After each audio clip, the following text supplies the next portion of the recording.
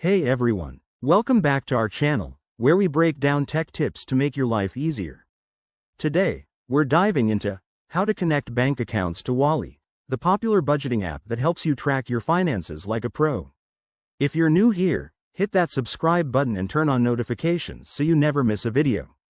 First off, why bother connecting your bank accounts?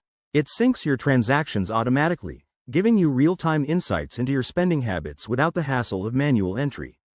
Let's jump right in. Step 1. Download and install the Wally app. Head to your phone's App Store, whether it's Google Play or the Apple App Store, and search for Wally. Once downloaded, open the app and create a new account if you haven't already.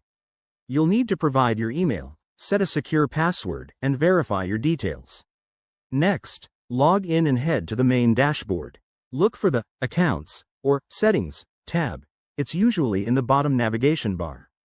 Tap on it to proceed. Now, find the Connect Bank Account option. This might be under a sub-menu like Linked Accounts. Select it, and you'll see a list of supported banks. Choose yours from the drop-down or search bar. Once selected, Wally will prompt you to enter your bank login credentials. Remember, Wally uses bank-level encryption, so your data stays secure.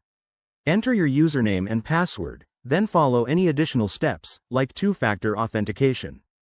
After that, authorize the connection. Your bank might send a verification code or ask for permission. Go ahead and approve it.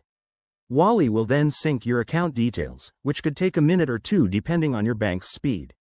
If you hit any snags, like an error message, double-check your credentials or ensure your bank is compatible with Wally.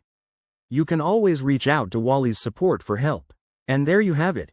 Your bank accounts are now connected. This simple process puts you in control of your finances. Thanks for watching. If this helped, drop a like and share your thoughts in the comments. Until next time, stay savvy.